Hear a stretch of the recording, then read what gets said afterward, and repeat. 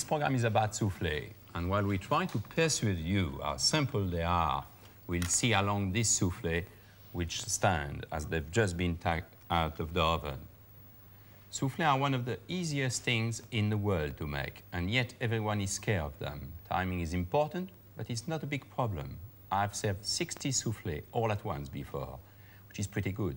But my friend Peter Kronberg of the... Our friend of the Intercontinental Hotel, I've served 750 souffle. I remember the occasion. We were there. And they were all right. I'm pleased to say we were there as a guest. Absolutely, yeah. We were. Now, let's see how they stand. I mean, that's quite something. They've been there for over 5 minutes now. But they're not overcooked, you see, Michel, and I think that's a secret. Yes. Well, there is one thing about souffle. Why don't you give us a few little hints? Well, little tips. First, souffle do not like change of temperature. So if you find that your guests are not quite finished with the hot souffle, take it out of the oven on a bain-marie where there is a nice, gentle heat.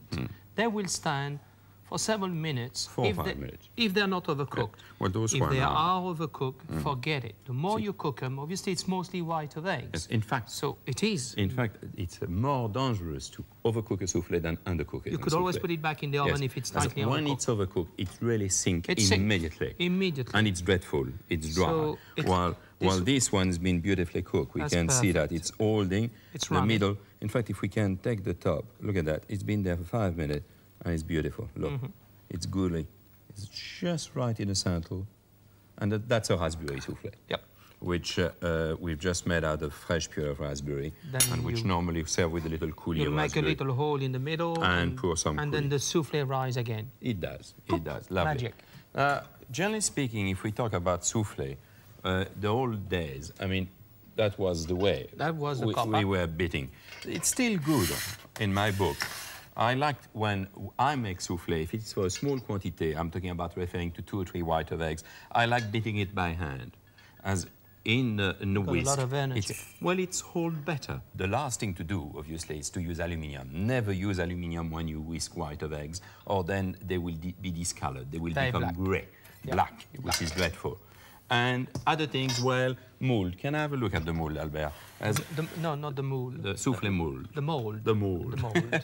The souffle mold. Yes. They're better when they're shallow, aren't they? Yep. They cook quicker. They cook much quicker. There is different sizes, obviously, and it's always better to go for smaller and shallow one than larger. You've got to be fairly experimented to go for a large souffle. And the problem when it goes around the table is that everyone's making the beauty of a souffle, it doesn't look right. Individual souffle in the plate. It's always all around, much impressive. nicer. So really, that's what it is about. And I think they had a little hint, Michel, it's the white of eggs. I think the importance of that, we cannot more emphasize it. You can't have a fresh white of eggs. That's very true. You have to have white of eggs which have been frozen, no fat in it, which you've kept. Yes. Your basin on which you whip your white of eggs must be absolutely clean. No fat, nothing. In the white of eggs, there mustn't be any speckle of yolk. So you put all the advantage on your side. So the eggs will be nice and stiff. Exactly. Now, at the very last minute, when they are nearly ready, then you can add, if it's a salted souffle, a little pinch of salt. That will stiffen them. And if it's a sugary souffle, a spoonful of custard sugar. And that will bind them back together. I've noticed that you're doing a nice souffle into the program. I love it. Suisses. No, you're making a nice one. Oh, I make strawberry souffle. Ice, yes, not nice. It will be nice. It will be nice. It will be nice. No, okay, well, I'm going to move to my bench and make my souffle, a little mandarin souffle. You got your bicycle pump? With my Cointreau. You got your bicycle pump? So I'm on my way. Have you got your pump? I've got all what I need. This souffle is called Mandarin and Cointreau souffle, and it is for 4, which is why I've got 4 individual little small mold, which I've got there, and which I'm going to batter first with soft batter. There we are. And then spread some sugar, custard sugar, into it. Sometimes on some souffle you can use little cake breadcrumb. It's to ease the souffle to raise and to hold it up as well. So that's the 4 mold. Now let's go through all the ingredients. Now you've got an orange there on which I'm going to reduce the juice and I'm going to get a spoonful, which I'm going to use in the mixing of the confectionery cream. With the skin, I'm going to peel it and cut it as a julienne, and I'm going to blanch it first, then I'll drain it, a spoon of water and a spoon of sugar with it, and cook it until there is no more liquid. Drain it, and I've got candied orange, hair-like. We call it julienne. The little mandarin, well, the mandarin, I washed them first, grated them, and I get that lovely little grated mandarin zest, which is going to be mixed into confectionery cream again. And as far as the segment are concerned, we cut them in small pieces, most of them, but we keep, however, 12 nice little pieces which we are going to arrange on the top of the soufflé when they're cooked. So that's for that, and of course, the Cointreau. It won't be Cointreau on ice, it'll be Cointreau in the soufflé. I love the flavor into a soufflé. Now, the main ingredient, the confectionery cream. We've got it there on the bain-marie. It must be warm. It's ready, so logically what I'm doing, as I said, is to put the grated mandarin into it, the little orange, which has been reduced,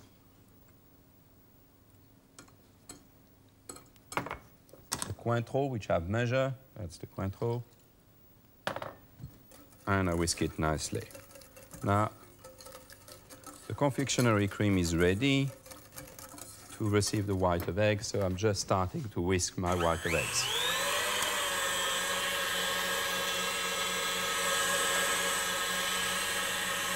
Time to put the sugar.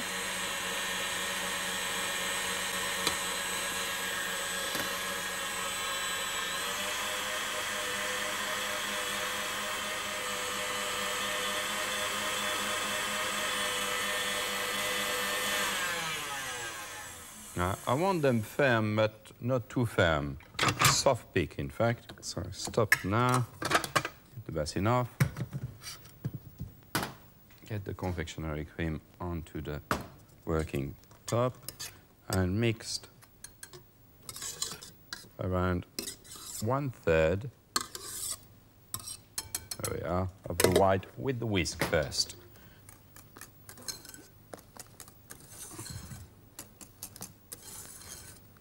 There we are. Then what's left there goes all into the mixing. You can see that they're holding, but they're soft peak. So the soufflé will rise better.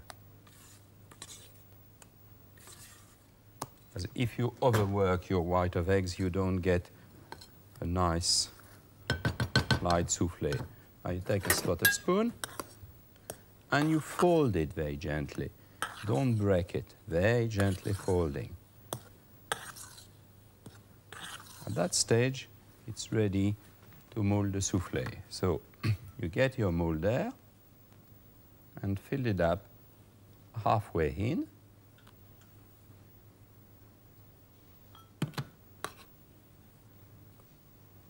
And you're going to scatter your little mandarin into it.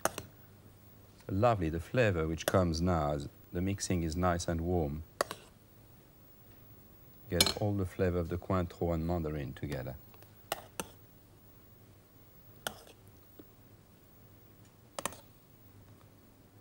There we are. So what you do there, just sprinkle your mandarin nicely in the middle. There we are. And then just pour over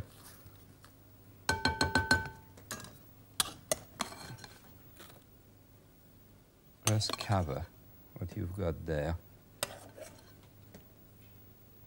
To finish your fourth mold.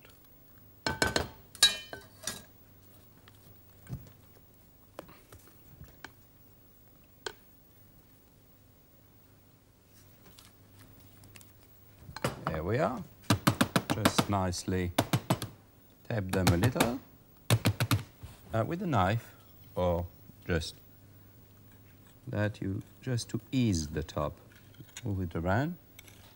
You can take the point of a little knife, turn around, and I've got a baking sheet in the oven which is dead hot. As most important, they've got to be, give them like a kick, you see? So I'm taking them to the oven and transfer them into a hot baking sheet. And I cook them now in the oven for 8 to 10 minutes. Ready?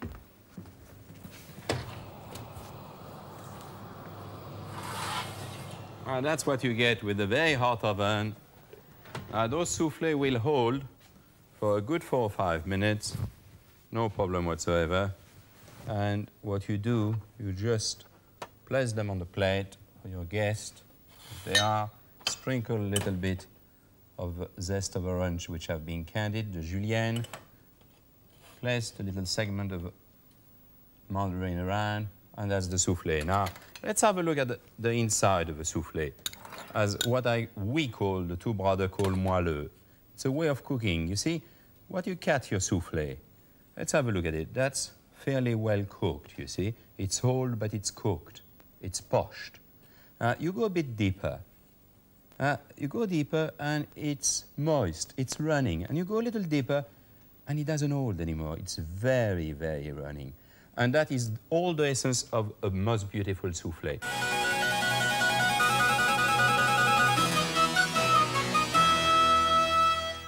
Crêpes soufflées au citron vert. This is where, if you have watched all the series, you will be way ahead, because crêpes soufflées with lime is really a mixture of a lot of things which we've already shown you. For example, the soufflé base is the same as the soufflé you've already seen, but this time the flavoring is with lime instead of mandarin and Cointreau, and the candied peel used for decoration is lemon instead of oranges. Once again, crème pâtissière is the main element, as very few dessert soufflé can be made without this. And in this recipe, we use sorbet syrup, that is water and sugar boiled together, which we saw last week in our sorbet and ice cream program. We haven't told them about the pancake, Michel. I thought you've done the pancake. No, and I think it's quite important we should tell our viewer about the pancake. Well, I thought really, while I was doing my mandarin and Cointreau soufflé, you were going to do the pancake. Michel, I'm the fastest man about to make Good. pancake. Be fast, as I'm going to do the mixing for the Fast, soufflé. Michel, within 2 minutes. Okay, I'll do the mixing for the soufflé, brother, but do remember the mixing do not hold. No problem. Your crepes got to be ready. I've no fear. Like the plates got to be ready when we cook the pancake. Albert is here. See you in a few minutes. Be quick. Right, pancake. My pancake, I think it's important I should have a few words about it because they are very different to other pancake. Eggs, flour, milk, cream, salt and sugar. And that's what you finish up with, something which is rather liquid. Usually the pancake mixture are heavy. Little butter in the pan, then mixed into it. Go round. Add a little bit more where you have holes. Now, little does he know, but I have been cheating. I have made some pancake prior. So here they are. Now, you don't want to give them too much color, as they are going in the oven again. Now, you could, if you wanted to, there's so many use for pancake. You can fill it with tomato, all sort of thing. So there is the pancake.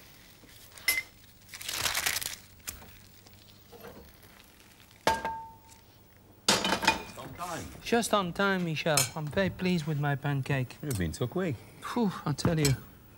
Well, in my mixing, in my custard cream, yeah. In my confectionery cream, I've placed my lemon juice, which have been reduced, and now we've got a lovely mixing with the egg white, which is fully flavored with the lime lemon. You're placing the pancake onto the board? That's right. Yes, I don't... We're going... They're cold. What do you mean? We only cook 4, Albert, but yeah. It looks like if you haven't cooked them just right now. I just done them, Michel. Yes. Mm. They're good, too. Mm. Something fishy about that? No, nothing fishy about it. So you place them on the... There we are. The baking sheet. Did you mention that they've been buttered? Oh yeah, the baking sheets have been buttered. I'm going to put this segment. We only cook 4, it'd be quicker. Okay. So a little nice spoon of the filling of the mixing in each pancake. Segment there, a little bit more over on the top. Did you mention as well that the pancake must be slightly undercooked? I did indeed. Oh, you've been a good boy. Yes. For once. Now, a bit more. You don't want the lime segment to get dry, so that's why. Would you mind? Thank you very much. That's mine. Everything which is on that table is mine. No, everything you need is yours, yes. Yes, it's nothing new about it. Nothing has changed. Look at that. Don't they look nice? They look beautiful, Michel. Yes, I still believe that you've been doing something funny about those pancakes. I have not. They've looked like if they've been cooked a bit ahead, but... No. Anyway, ready for the oven. Well, while they go in the oven, I'll prepare the plate. Please, thank you. Very hot oven. Little syrup on your plate. And while Albert is doing the plate, those lovely pancakes are cooking. Nice. We're going to place 2 per plate, Albert, so you leave a little room, eh? Yes. Good. You've got your mint as well. We love mint. Mint flavor with lime goes beautifully well, don't they? Eh? May I have a bit more there? A little bit more of what, Michel? Or just of those little candied. Would you like to do it? No, just there. But Yeah. now they're cooked. I bet they're cooked. They're bouncy. Look at that. They're just beautiful. Look at them. They're lightly cooked, very lightly. They're holding, but soft. It's time to dust them with sugar. Little bit icing sugar. Yes. To give them a crispness and a glaze. Yes. And then we'll be ready to place it. Here we are. That'd be ready That only will take a That's few going to take a seconds. second. I think you ought to be said, when you're glazing your pancake, stay around, as it takes only a minute. That's all. Yes, they'll be ready right now. That's it. No, They look I'm beautiful, not holding Michel. too long. Nope. They are still a bit of icing sugar on the top, which I love. And they're not overcooked, which not is so overcooked. important. I'm going to put one on each side.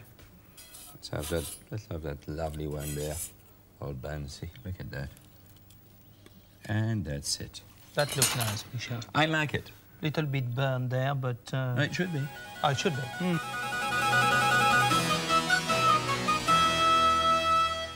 I'm going to take you the ingredient of a lovely and delicious ice strawberry souffle, which is not unlike an old English recipe called a fool.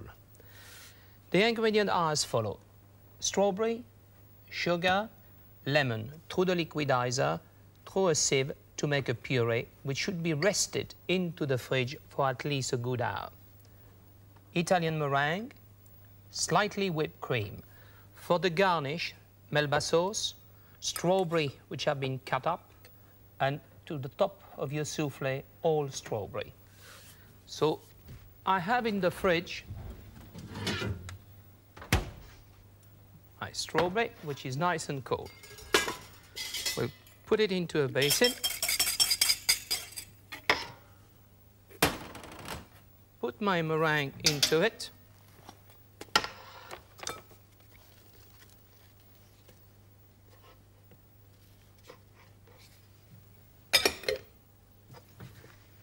Mix it well.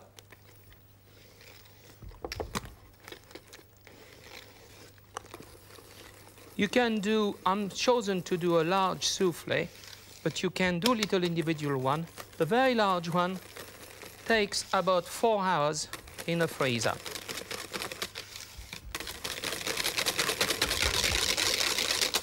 But to make sure that you mix it very, very well, and you have an homogeneous mixture, as you can see. Your cream, which has been slightly whipped, folded into it. Half of it first time, and then the rest.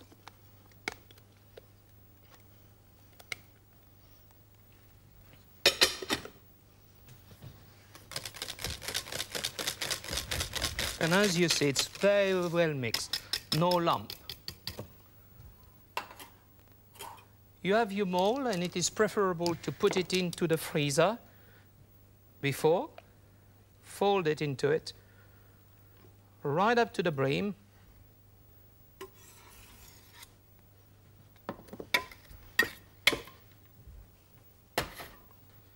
And that would go in the freezer. Your Melba sauce, half of it with your fruit, the other half in a sauce boat. You keep a little of it to dip the garnish into it. You mix that well. Have in the fridge a souffle which has been in a freezer for 4 hours. The paper come off.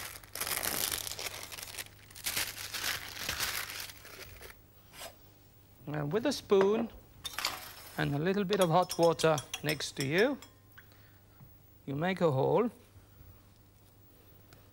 Take off.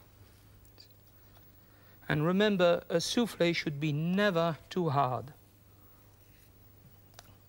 Otherwise, it loses all its magic. Now, as you see, I've taken a little bit of it. Going to fold my strawberry into it.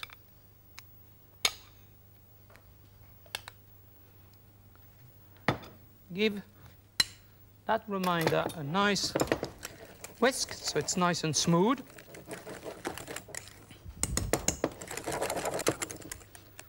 Fold it on top.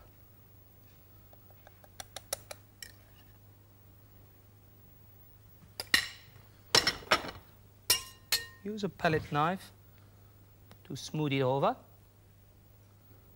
A bit more smooth there.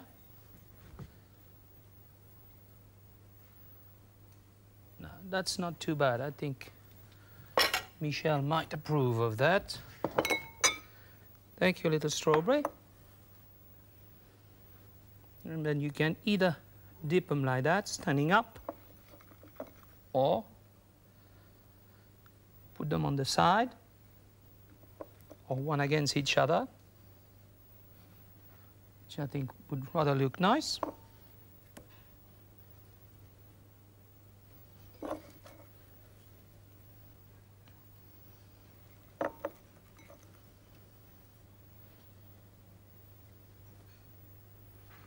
And one in the middle. And there you are, is your cold souffle.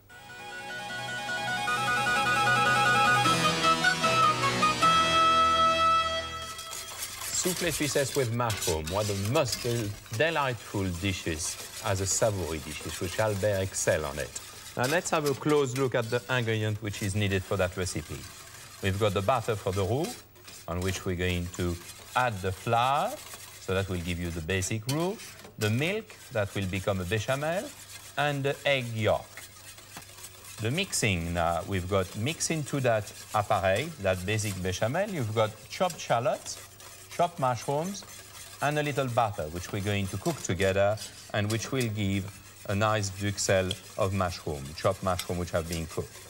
The grated cheese, a little Gruyere, which we're going to sprinkle onto the souffle when the souffle are inverted and have been cooked. And of course, the white of eggs and the salt.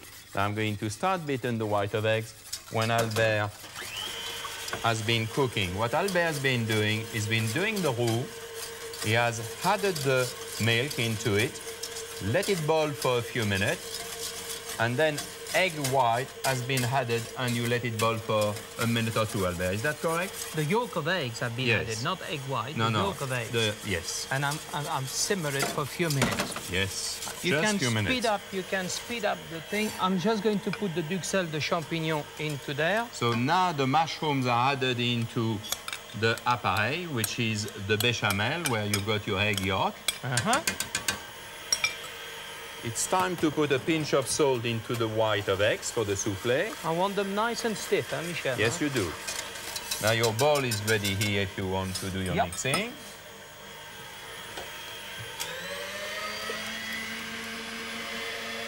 Now they're going to be ready in a second.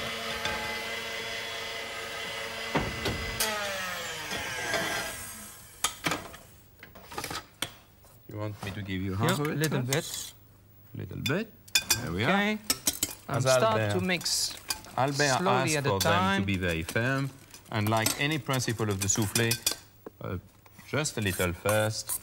And I like to mix it, but that's me, with a whisk, Michel. All Very the way lightly, around? all the way around. But as you can see, I'm not forcing it. I'm making a very light mix. I'm folding it in a sort of a way. I'm happy with that. You're happy with that. Now you've got your mold. You like to got my mold well buttered. Which have been very well buttered. They've been first into the refrigerator, so they were nice and cold, and then all buttered around with a soft butter. And you can see that I'm dropping it upward, Michel. Yes. I'm not just banging it into it. No, upward. You're quite right. Up. And that's going to go in a very hot oven just for 2 or 3 minutes.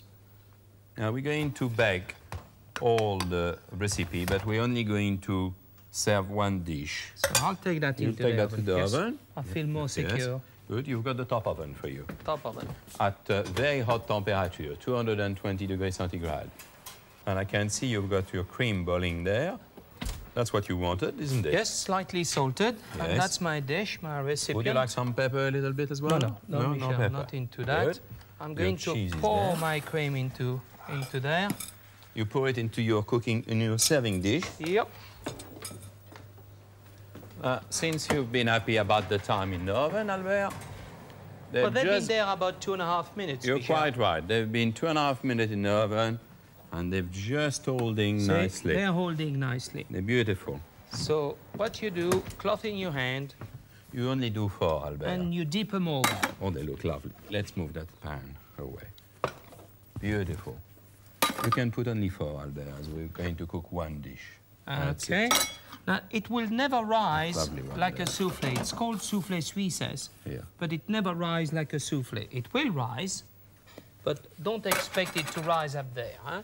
Because the mixture, due to the mushroom into it as well, it's not a light mixture. I think that's a very important point you mentioned. So normally soufflé suisse. They will just go in above the dish. Would you like and me to sprinkle. put them in oven? Look at the way. Lovely. I'm not spreading like my brother said before. But sprinkling it. I'm sprinkling on top, and it's very important. Yeah. There we are, Michel.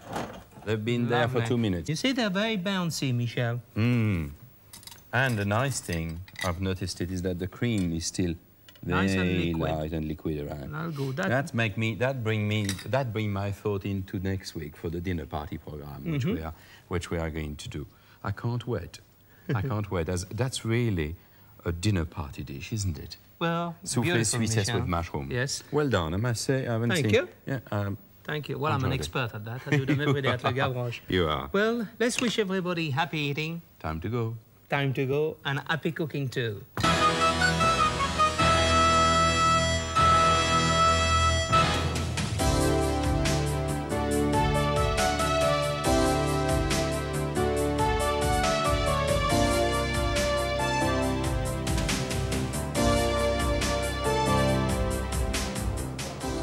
Welcome to the last program of our series here at War Deciding. Welcome to you, Jancis. Wonderful to have you. Welcome to you, Mother. Wonderful to have you. You haven't heard anything like it for a long time. Yes. Are you on the day holiday? No, Michel, I'm on a sort of a batsman's holiday. I've taken my jacket and tools in case you get into a problem, as usual, so I can sort it out for you. You won't be needed. Don't be so sure. The only work you need to do today is choosing the food. We won't have even to think too much about the wine. I think Jancis will give us a hand on that, right? Try. I'll try. Couldn't have a better. Well, I think the first thing to be said is that it's a great art to putting wine and food together. But when it comes down to it, there's only any point in practicing that art if you want to. But you can actually drink any wine with any food. It is physically possible, and no thunderbolt from on high is going to come down and strike you down. I'm glad to hear that. Yeah? You agree with I that? approve. You buy that? Totally approve. Yeah. On the other hand, when you have food as good as yours, monsieur. Oh, mine. Yours, Mine, certainly, mine, and I yes. suspect yours. maybe. No, I wouldn't grumble on that one. I will accept that he's Right. better than mine. He's my guest today. Anyway, food of Roux Brothers quality. It actually cries out for some thought to be put into what wine you would choose to drink with it. You needn't get hung up about red wine goes with meat and only white wine goes with fish, I think, do you? Well, I don't. No. Absolutely not. Drink white wine very happily with meat. It's often a question of mood as far as colour, you know, whether you're in a sort of white wine mood or a red wine mood. And I always think the most important thing to think about a dish to get focused on before you choose your wine is what sort of weight it is, how strong the flavours are. Because then you can decide how strongly flavoured a wine you need to go with it. And I'm trying to think about balance as it affects wines. And if you're putting more than one wine with a meal, then the general policy is to work from young to old and vaguely white to red, although that's not so important. Dry to sweet, definitely. Because if you have a sweet wine early on and then you follow it with a dry wine tastes terrible and very, very acid. And generally speaking, you go upwards in quality as the meal goes on. This is the traditional view, so that you hit your high point perhaps with the cheese, having had a nice straightforward white to begin with and a good medium red with the main course, and then traditionally you have your star red with the cheese. Now, I certainly have a different point of view and a very strong point of view on wine with cheese. You go to those dinners, and while I agree that if you're going to drink two red or even a white and a red, that you should follow it with the best red for the main meal, and certainly a lovely sweet wine. But for the cheese, I think it's a total murder. I quite agree. Open. But you see that so often. It's tradition, isn't it? It is tradition. And people follow.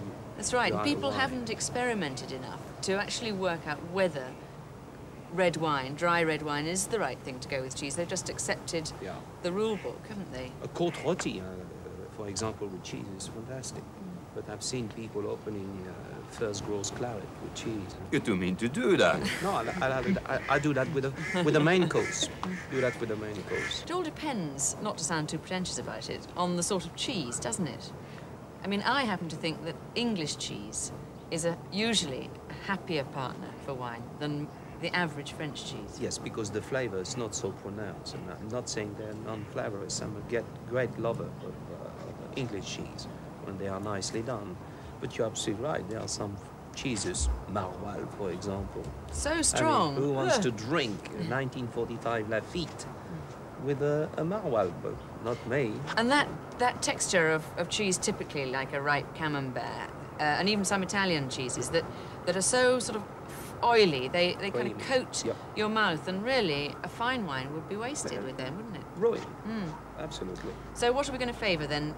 The best red wine with the main course, if it's a red, if you want to drink a red wine. That would be me.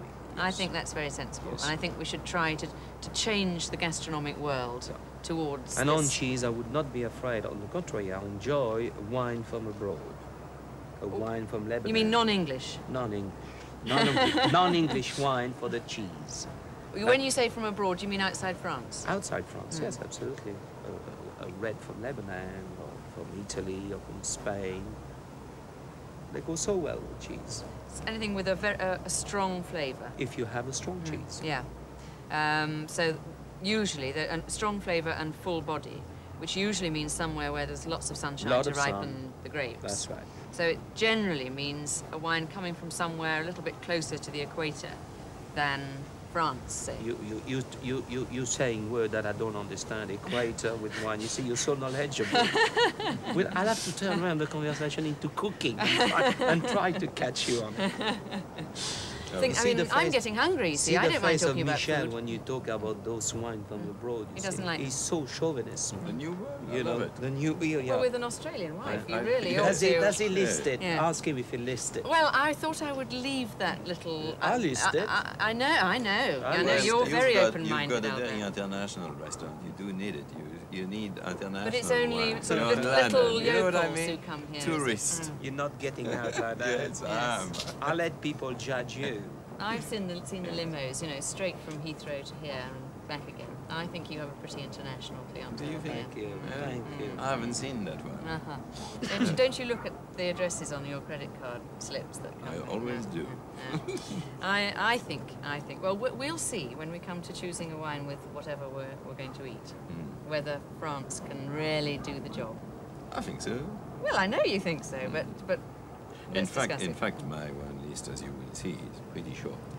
I only list 350 beans, but it should be something like 800 or 1,000, but I can't carry the stock like that. Yeah, I would argue that you only need 20, maybe 30 wines in an average restaurant wine list to represent every possible eventuality, as long as you choose enough different styles of wine and different weights and different levels of maturity, then you can always find one wine to go with any sort of dish that you're likely to eat.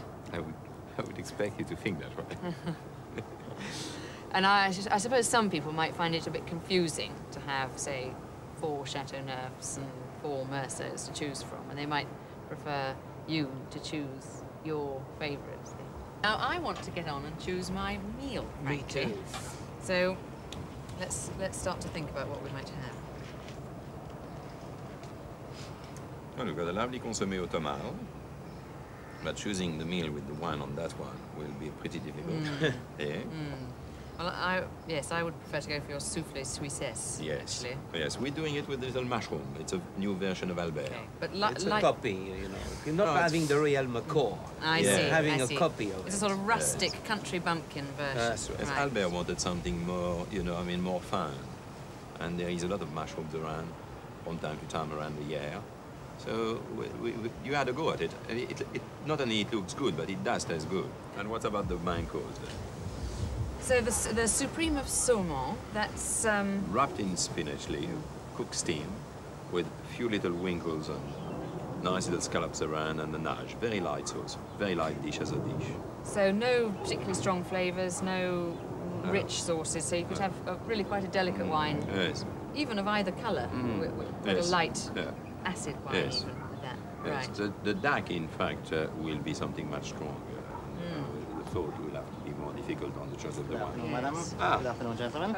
Comment ça va, Diego? Very well, merci beaucoup. I think we're almost ready, Diego. Assistance? Yeah, well, I'm sure you will explain all those dishes beautifully Pleasure, well. But you yes. know, Albert been there. He already gave a description of the Souffles Suissesse. I give a description of the Supreme de Saumon. So why don't we move on ordering now? Are you happy? I'd like these lovely rich souffles, please. start with. Yes. Yes. What about you, Albert? I'll follow that too. So that's 2 soufflés. I think Robin would love a soufflé. She joined us later for lunch. So Very well, that's sir. 3 soufflés. I will have the consommé au tomate. Consommé, yes, with the I weather feel of like today, it. yes, we need that, I think. It's not all that warm today. No, it's not. Yes, and then to follow. Well, I'd like to set myself the challenge of trying to find a wine to go with this duck. Yes. With cloves and That honey. is So beautiful. you're going to have the duck. Yes. Oh, Sounds delicious, but a great problem. Yeah, for that's a going. wine. That's going to be a challenge for the wine. Yeah. Yes. And what about you, Albert? Same here. The same. So that's 2 duck. Knowing Robin, she will have a Supreme de Saumon. Marvelous, So wrapped in a spinach yes, leaves. yes, definitely. And I will go with the salmon as well. Salmon as Now the dessert cheese, we'll see you at the later stage for it. Thank you, Thank Diego. you very much. Thank you. Can you ask? Can we ask Louis to come and see us in a With second? pleasure, sir. Thank you. We wish you Nice. enjoy the afternoon and a très bon appétit. Merci. Thank you. Thank you.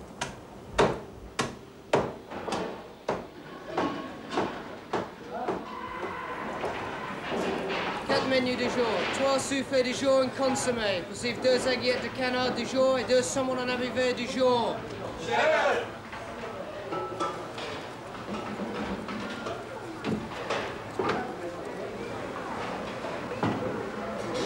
I'd like you to make the honor of choosing it. Ah, hello. Hi. Thank Hello. you. Thank you for coming so quickly. Why don't you sit here a second? And I'm going to ask Jancis to help us on the choice and have a chat with us on that one. So why don't you have a look at the wine list? So we're looking first of all for a wine to go with the Souffles Suissesse, which is very rich. And I think Light It's- Chardonnay? you're thinking of a white, aren't we, really? yes. It somehow, especially at the start of the meal, We could have, I mean, does Chablis sound like a good idea with knowing the dish? It is, unless you want to try something different. We have a nice selection of wines which we offer as an alternative to Chablis. Something like a Roux, which is a Premier Cru from Côte Chalonnaise. Yeah. We're offering the 86 vintage. So that would be a light, young French Chardonnay. Yes, nice and crisp. But nevertheless, whatever Louis is suggesting, you've got to take the decision. Yes, I know. So if you feel like having a Chablis, we've got quite a few Chablis. I mean, I would say that a Sancerre sounds as though it would go quite well with it. But I'm not very keen on it. No. It's sort of overdone, isn't it? Yeah, a little overdone. That Sauvignon, very stinky smell. Yes, or perhaps you'd like to try the Chablis, the Premier Cru Sécher, which is a special cuvée selected for the Roux brothers from Joseph Drouin. 1985 vintage, which would go very well with the Souffles Suisses. I think it's a marvelous suggestion. Yeah. For the mango, it's a bit of a challenge, isn't it? Yes, that very sweet, well, quite sweet, spicy, and obviously very powerfully flavoured duck. So I think we need a full-bodied red that's slightly spicy and quite rich, which means going for something from as close to the equator as your wine list will permit. That's nicely put. Which really means Southern Rhone. And you've got a good selection of Chateauneuf du Pain. That would be slightly spicy, slightly sweet, rich anyway, and definitely powerful. Yes. What would you recommend? Would you like to try the Chateauneuf du Pain, the Chateau Rayas 83? Great property. That would be lovely, and it would still have the sort of vigour of youth. Yes. And they might need it to combat that duck. And with the salmon, that's going to be had as a main course, I mean, you could quite happily continue with the Chablis. Have the Chablis, the first course, and the Chateauneuf with the duck. Excellent. Too much indeed. It's a scarf service. Well, it's a scarf service. The body is a scarf service. I'm steeped in all that.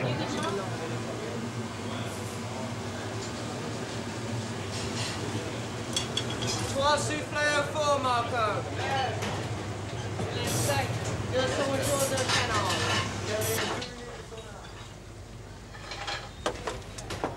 Voilà, mesdames et messieurs, les soufflés suisses et le consommé d'automne. That's the favorite dishes of mine, especially when it's made by a good mother. That's a dish which obviously, you know, Francis, that dish is in the same. And it's one of Albert's masterpieces. But we changed it a bit. When I said we, I should say Albert decided that there will be a few little mushrooms. Actually, in the soufflé. In the soufflé. So is everything that's on the menu today something you've cooked in the series? Well, most of the dishes will be, but it doesn't only apply on the menu today. It's as a general. I mean, a lot of the dishes from the Gavroche and the waterside has been brought into the series for the mystique, really, used. That's the aim of the series, or one of the aim of the series. But that's lovely to see that the soufflé, how it comes, and to see that there is so many people in the kitchen in the backstage right now, where they should be in the kitchen, while Albert and I had to fight our way in the front of the camera just by ourselves.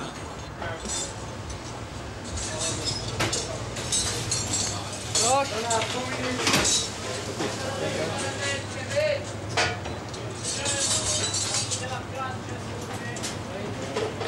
the left, last. Sweet fin last.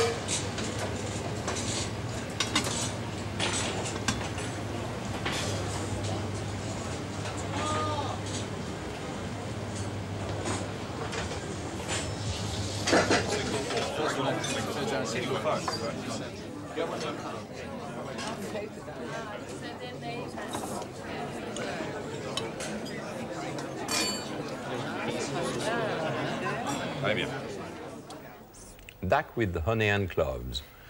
Half this recipe can be done the day before the dinner, leaving the honey glaze and the final cooking of the duck for the actual day. Albert, you can do day one, and I'll be doing day two.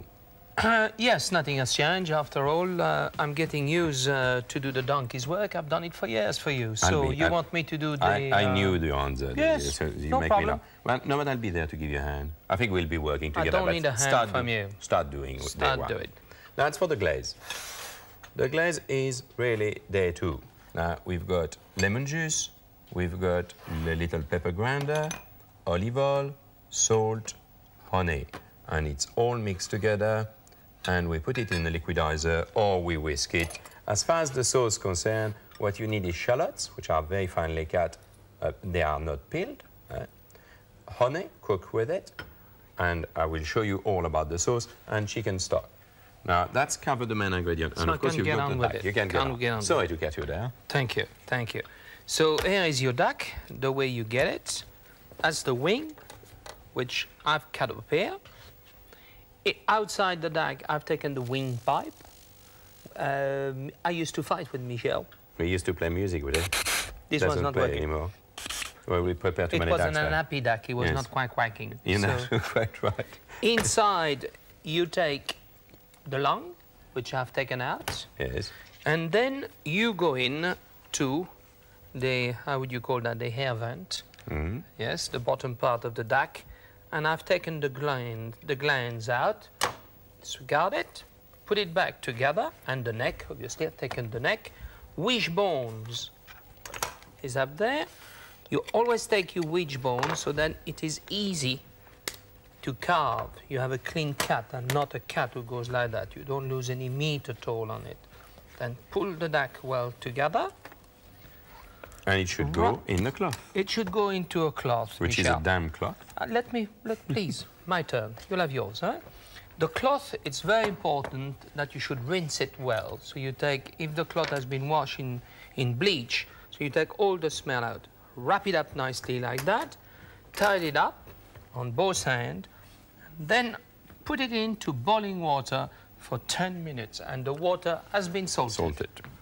So it goes in for 10 minutes. Now, I do have one who has been boiled and cool. I'm going to start chopping my shallots. So the duck I will lift, as I need part of it to give to Michel for his sauce. Take the leg out.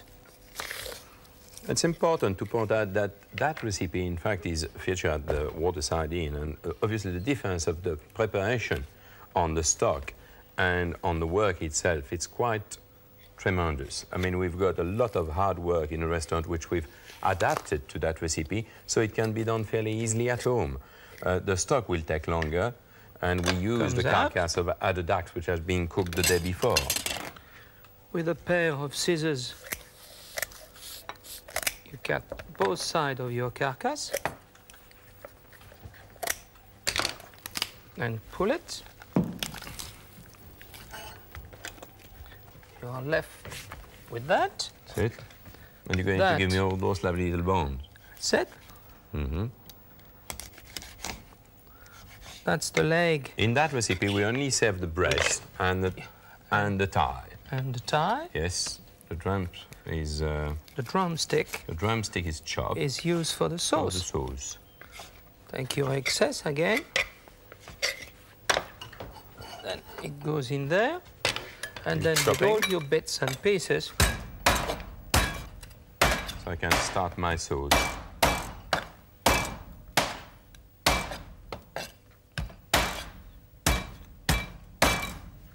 And there you are, Michel. That's it. For your sauce. Good. So I'm going to do that for the sauce. That's for day 2 now. We're going to do the cloves on it. And that the sauce is day 1. I'm getting another pan out of the oven where I've got some of the bones of another duck, which we've been roasting. You can see that they're nicely roast. Beautiful color. And I'm going to do the sauce now. Now, to do the sauce, you need, as I was saying earlier on, the honey, which I pour into a pan, very hot pan, must be the shallots. As what I want to achieve, it's a nice little jammy color, which takes only 10 or 15 minutes, and which is, in fact, that's the end version. Rather nice, isn't it? Yeah. Just right. Now, what I'm doing on that now, I'm pouring the chicken stock. There we are. So here's the chicken stock. And Albert is giving me the bones. Michel, so it is hot. Yes, it is. Very hot indeed. So we've got the bones, we've got the shallots and the honey, and that is part of the day 1. We're going to let it cook. Let's put that there.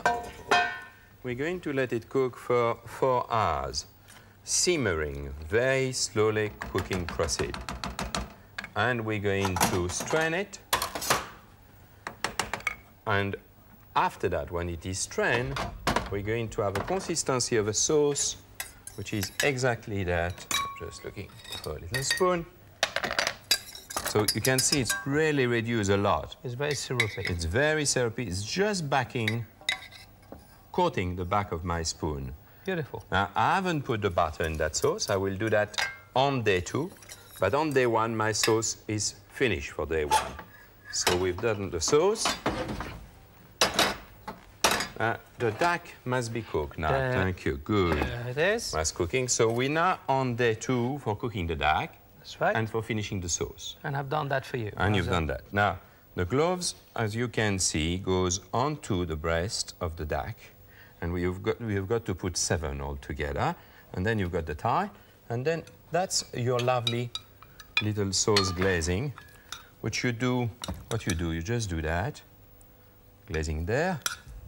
It's the coating, yeah. It's coating it. Lovely. And in fact, what I do for that, I just dip it into it, even better. You see, that's beautiful. Here you are. And it's ready to go to the oven. So let's go to the oven.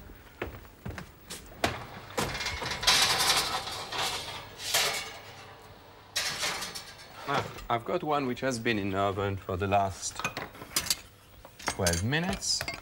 And the legs, the thigh, should be there, in fact, into the oven for another 8 minutes extra, as we need them to be fairly well cooked. Yes, they take longer. Now, let's say the breast have rest on the back, as it's very important. The juice must be running inside. To keep it nice and moist. Nice and moisty. So now I'm doing the carving of the duck. So what's important, Michel, is that you should take it out of the oven and leave it at least 10 minutes to rest. While in fact, the thigh can cooking for under 8 to 10 minutes. Now, the breast, you just, with a nice knife, which is a carving knife, you go along the bones. And that's where the bréchet begone out helps you, because then you have a clean cut. Here you got the bréchet. You're talking French now. Yep. The wishbones. The wishbones. Now, you will see that we've got a lovely, nice and very pink breast of duck. I'm going to carve one and place it on the plate so we can do one finished one. The sauce, I'm heating it up now. Would you mind, Albert, doing the preparation? Putting not at all. The thigh on the plate as well. Now, the carving of the duck, I'm doing it in a way which is my knife is hold just. How do you call Why don't I do that while you're finishing the sauce, Michel? No, the sauce is finished. You're right. Thank you very much. I'm going to give you the puree. It's carved, and I leave the cloves on. The guest will get the cloves off. Do that?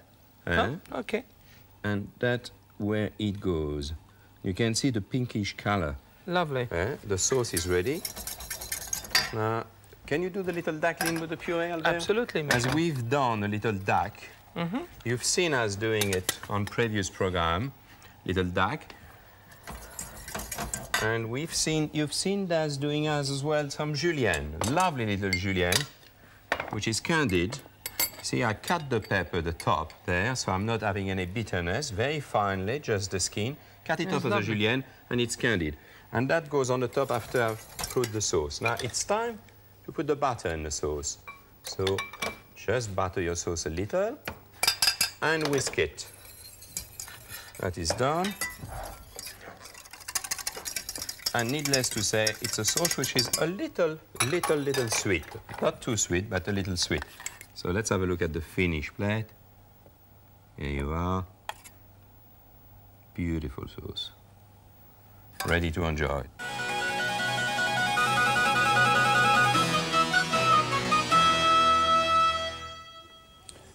That duck, the honey ducks with honey cloves. ducks, yeah. With cloves, yes. It's a lovely dish.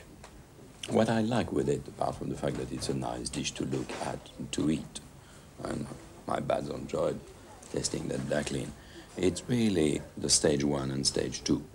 Like a lot of dishes which we've been doing during the series. Yes, it can be prepared the well in preparation in the advance. morning or the day before, day 1 and day 2. Yeah.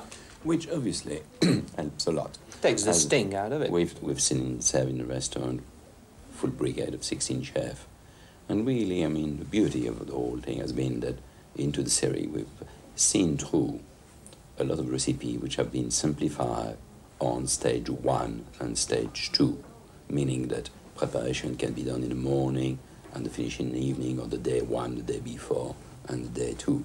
I think it's excellent. I'm very happy about that. That's the way really to enjoy cooking, to enjoy as well not only cooking, obviously, but to have guests to entertain at home.